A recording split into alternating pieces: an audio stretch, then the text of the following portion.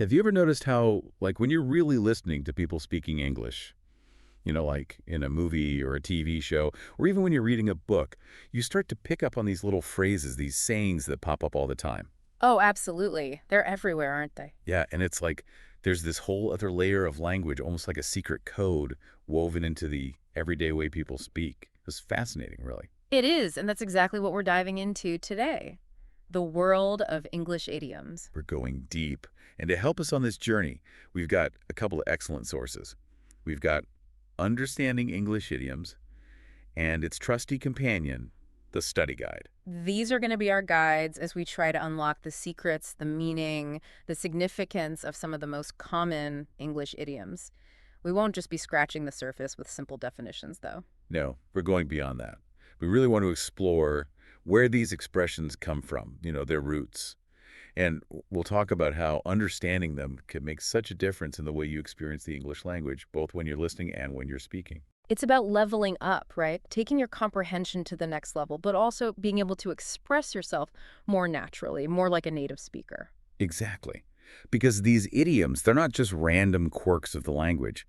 They offer a real insight into the culture, the way English speakers think, the nuances that are embedded in the language. They really do. They're like little cultural capsules. So before we get too far ahead of ourselves, let's start with the basics. What exactly is an idiom? I mean, how do our sources define this thing? Well, the simplest way to put it is that an idiom is a phrase, an expression, where the overall meaning can't be understood just by looking at the individual words. It's like the whole is greater than the sum of its parts. Right, it's not literal. Exactly. A perfect example is the classic kick the bucket. Yeah. Now, if you were to take that literally, you'd picture someone, I don't know, actually kicking a bucket with their foot. But we all know that kick the bucket has nothing to do with the buckets. It means to die. It's that shared understanding, that cultural knowledge that allows the idiom to work. It's fascinating how, as English speakers, we just know what it means, even though it makes no sense if you try to break it down word for word. And think about how often we use these things without even realizing it. They're so ingrained in the way we speak. It's true. And they can be such an efficient way to communicate. You can get across a really complex idea in a very short, concise way using an idiom. So efficient. Which brings us to a really important question. Why should anyone bother learning these things? Why put in the effort to learn idioms? Well, our sources lay out four main benefits, and they're all pretty compelling reasons to pay attention to these phrases. Okay, let's break those down. First up, cultural insight. How do these seemingly random phrases give us a window into a culture? That's the fascinating part. Idioms are often deeply rooted in a society's history, its values, its shared experiences. Think about it. Many of them, as we'll see later, come from specific historical events or practices, or even just the way people lived their lives in the past. So when you grasp an idiom, you're not just learning a phrase, you're getting a glimpse into the cultural landscape where that phrase emerged. Precisely. It's like linguistic archaeology, You're digging into the past of a culture through its language. For example, take the idiom spill the beans, which means to reveal a secret, right? Right. Well, some believe it comes from ancient voting practices where beans were actually used as ballots. Knowing that origin adds a whole new layer of meaning to the phrase. It really does. It's like suddenly you're seeing the phrase in a different light in its historical context. That's right. Cool. All right, benefit number 2 is fluency, the ability to sound more natural when you speak. This is huge for language learners. It's Yeah. that desire to not sound like you're constantly translating in your head, to speak more effortlessly, more like a native speaker. Right, to move beyond just stringing words together and into a more nuanced, more authentic way of expressing yourself. Exactly.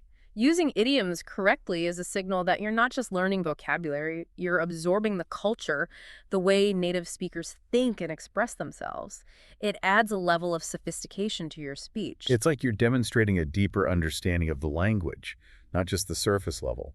And that can boost your confidence too, knowing you can use these expressions effectively. Absolutely.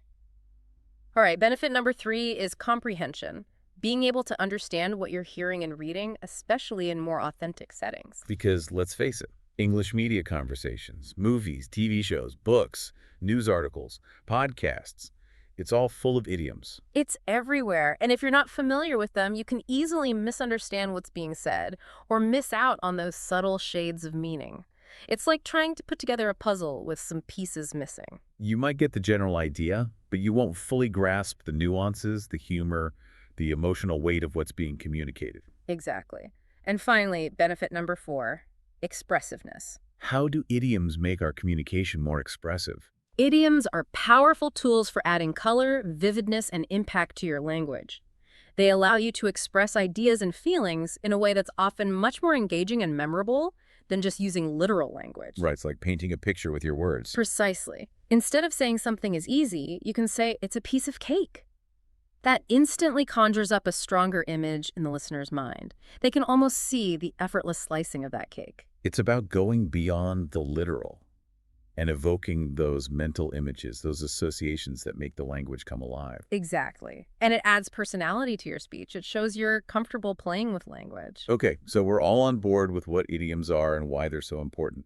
But how do we go about learning these things? I mean, there are so many of them. It can feel overwhelming. It can, but our sources provide some really helpful guidance, some strategies for making the process more manageable. And one of the key things they emphasize is categorization. Right, grouping idioms based on shared themes or imagery. That seems like a smart way to tackle them. It is. It makes them much more accessible, easier to remember. So let's look at some examples. One category that's really common and often quite fun is animal-related idioms. Oh, I love those. Me too. There are so many classics here, like let the cat out of the bag. What does that one mean? That means to reveal a secret, usually accidentally. Exactly. And it's a great example of how thinking about the image, the visual, can help you remember the meaning. Why a cat in a bag? Well, cats are notoriously curious and agile, difficult to contain.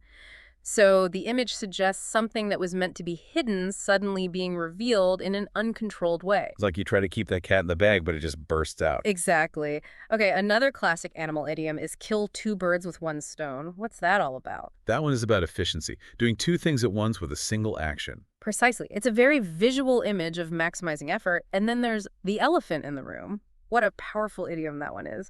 It refers to that obvious problem, that issue that everyone is aware of, but nobody wants to talk about.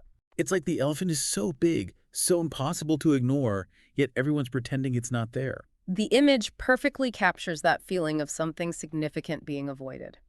All right, let's move on to another category. Body-related idioms.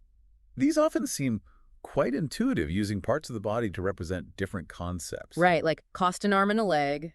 That one really paints a picture, doesn't it? It means something is incredibly expensive. It makes you really feel the pain of that high price. Exactly.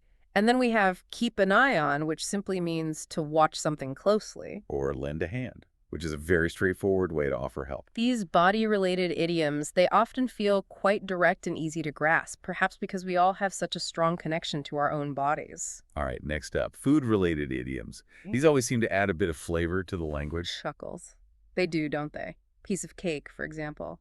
It instantly conveys the idea of something being easy, effortless. Spill the beans is another one, which, like, let the cat out of the bag, means to reveal a secret. It's interesting how two different images can express the same basic idea. It is. And who wouldn't want to be the apple of one's eye? That's a beautiful idiom. It conjures up the feeling of being deeply cherished, loved, like something precious. It's like being the center of someone's world. Okay, for our last thematic category, let's talk about color-related idioms. These are interesting because they tap into the symbolic associations we have with different colors. Exactly. Take in the red, for instance. That idiom immediately brings to mind financial trouble, debt. It associates the color red with being in a negative financial position. And if you're caught red-handed, there's no denying your guilt. The image of red on your hands suggests being caught in the very act of doing something wrong. Like the red is the evidence, impossible to erase. And then there's green with envy. Green has long been linked to feelings of jealousy, making this idiom a very evocative way to express that emotion. It's like the color itself embodies that feeling of envy. Precisely. So you can see how these categories, whether it's animals, body parts, food, or colors, they draw on these universal concepts, these images that are easy to visualize, making the idioms more accessible and memorable. It's a clever way to approach them. But now, let's take it a step further and delve into the origins of some specific idioms. I mean, I find this part absolutely fascinating. Oh, it's so enriching to understand where these phrases come from. It can really illuminate their meaning. So let's start with bite the bullet. Our source explains that this idiom comes from a historical practice, believe it or not. Oh, Back in the days before anesthesia, soldiers would literally bite down on a bullet during battlefield surgery to cope with the pain. Can you imagine? wow, that is intense. Yeah. It really adds a whole new dimension to the phrase. When you say bite the bullet, you're talking about facing something difficult, unpleasant, with courage and determination. Exactly. It's about enduring hardship, just like those soldiers did. Another one with a fascinating backstory is break the ice. What's the origin of that one? This one comes from a very literal image. Ships needing to break through ice to create a passage. Think about those early explorers navigating icy waters. So, figuratively, it means to initiate conversation, to ease tension in a social situation. It's like clearing the way for more comfortable interaction. Precisely. And it makes perfect sense when you picture those ships forging a path through that frozen barrier. And how about butterflies in one's stomach? Ah, yes. The classic description of that fluttery, nervous feeling. Often before a big event, a performance, a first date. It's such a vivid description of that physical sensation of anxiety or excitement. It's like you can actually feel those butterflies fluttering around in your stomach. Exactly. So, you see, understanding the origins of these idioms can really deepen your appreciation for their meaning and make them stick in your memory. It's like suddenly these phrases are not just words, they're stories, they're history. But just knowing what an idiom means isn't enough, is it? No, it's not. Using them correctly is all about context. Right. Knowing when and how to use them appropriately. Exactly. Using an idiom in the wrong context can be awkward, confusing, or even unintentionally humorous. Like, you wouldn't want to say, break a leg to someone who's about to have surgery, right? Definitely not. You'd be wishing them good luck in a situation where that phrase takes on a completely different and rather horrifying meaning. The source makes this point very clearly, and it's a good reminder that context is everything. It also highlights the need to be aware of your audience. Some idioms might be more common in certain regions or age groups. Absolutely. While many are widely understood, there are others that might not resonate with everyone, so it's wise to keep that in mind, especially if you're unsure whether your listener will understand. And I think it's important to note that, as with anything, moderation is key. Oh, absolutely. The source cautions against overusing idioms. You don't want your speech to sound forced or unnatural. It's about finding that balance, using them strategically to enhance your communication, not to show off how many you know. Right. You want to sound natural and fluent, not like you're reciting from an idiom dictionary.